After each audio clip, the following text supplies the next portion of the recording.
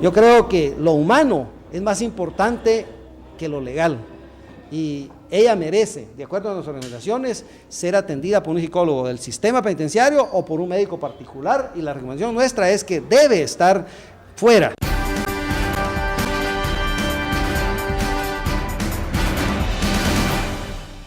Declaraciones del representante de la Comisión contra la Tortura que dice, bueno, hay situaciones, hay momentos que deben de ser revisados dentro del Mariscal Zavala por algunas supuestas violaciones a los derechos humanos. Y preguntamos en la cuenta de Twitter de Guatevisión, ¿cree usted que hay violación de los derechos humanos en el Mariscal Zavala? Bueno, hoy es viernes, así que la pregunta es un poco flexible.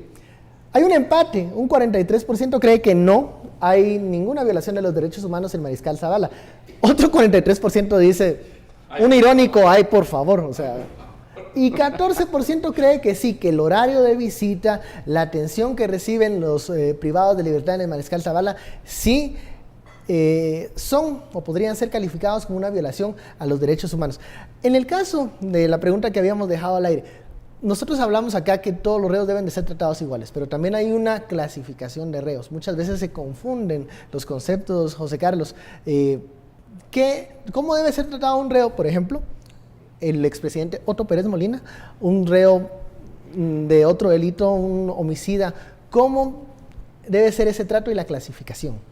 Bueno, partamos, ven que hay ciertos criterios que permiten en este caso clasificar a los reos. Por ejemplo, un criterio muy común en los sistemas penitenciarios es el momento en el cual se encuentra en este caso la persona, el proceso judicial. Por ejemplo, si está en prevención preventiva o si ya fue condenado, es decir, hay una diferencia.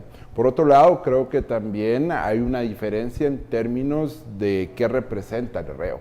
No podemos comparar en este caso los reos, llamémosle de alguna manera, de alto impacto, es decir, aquellos, por ejemplo, funcionarios públicos que desempeñaron la función pública y que de alguna manera tienen una categoría distintos a otros reos que cometieron delitos menores, que fueron incluso juzgados por esos delitos menores, pero que no se encuentran dentro de procesos de investigación, llamémosle de alguna manera de alto impacto o que en este caso peligran la vida. Entonces, este tipo de clasificaciones sí se deben de tolerar. Lo que no se debe de tolerar es principalmente los privilegios que se le dan a algunos reos. Es decir, por ejemplo, desde mi perspectiva, es completamente injustificable que algunos reos tengan televisión, que tengan cable, que tengan internet, que tengan en este caso las posibilidades para que les lleven cualquier tipo de comida, desde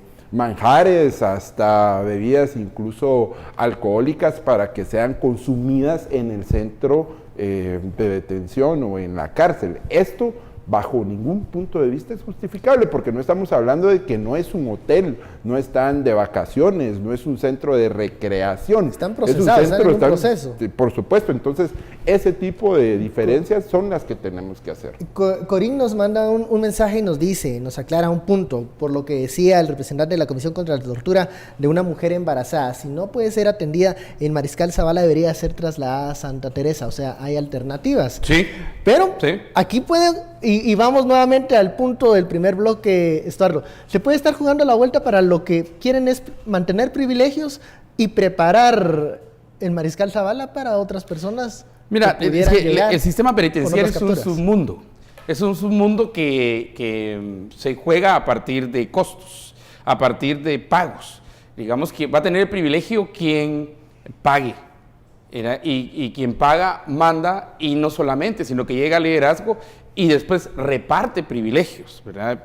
Nosotros tuvimos el primer reportaje así grande acerca de quienes viven atrás de las cárceles, ¿verdad? En los asentamientos, que se quejaban y cómo entraban, y todo está filmado, cómo entran colchones, televisores, cómo entran refris, cómo entran, es impresionante, es una mudanza total lo que hace, ¿verdad? Y estos. Pero hay una pregunta que están haciendo los tuiteros que a mí todavía uno ve la pregunta y uno dice, es cierto, y uno se enoja más por una razón sencilla. ¿Por qué no está viendo la Comisión contra la Tortura, la verdadera tortura que tienen en la emergencia del Roosevelt, en la emergencia del San Juan de Dios, o en la emergencia del hospital de Shela, o en la emergencia del hospital de Chiquimula, o en la emergencia? Porque esas sí son verdaderas torturas para el que llega a la emergencia y no la tienen. ¿Por qué no ven esa tortura del que el que tiene un problema de muela, digamos, tiene dolor y le dan cita hoy en octubre, se lo dan para marzo del próximo año? Estamos viendo las prioridades de manera incorrecta. Pero sin ir tan lejos, Estuardo, ¿por qué no ven la situación? Esta semana se dio la inconformidad de aquellos reos que no pertenecen a ninguna clica, a ninguna pandilla y que se encuentran en un fuego cruzado en la situación en las cárceles.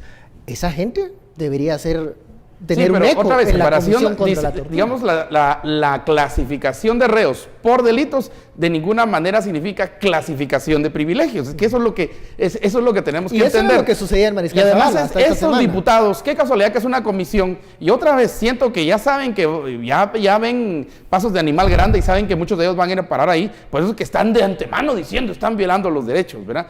Pero se están violando los derechos del niño que no tiene educación, del niño que se sienta bajo el árbol a recibir clases. Esa también es una violación de los derechos humanos. También el alcalde que regala cajas de lustre está violentando, porque está violentando los derechos del niño. ¿Por qué no dijeron nada ahí? Hay una serie de inconsistencias. ¿Y por qué de los presos? Sí, además, estos no están acusados de haber chocado o de no pasar manutención a una casa. No todos los presos, de algunos presos. ¿No? Sí, y estos están acusados también. Mira, vos dijiste la lista de casos que están ahí. Principiemos con la línea. Entonces, mira, es que esta comisión es buena para nada. Y cada vez por eso es que el Congreso pierde. El poquito de credibilidad que tenía la va perdiendo porque una comisión que nunca había activado y de repente, oh sorpresa, sale en defensa de presos. Y es porque ellos ya se ven ahí. Ellos están defendiendo su posición futura. Vamos al segundo corte de la noche. Ya este tema se pone, ya agarró calor este tema de qué sucede en los centros carcelarios y por qué hay esta indignación en este momento por parte de algunas voces del Congreso de la República. La etiqueta SF Tortura VIP. Regresamos.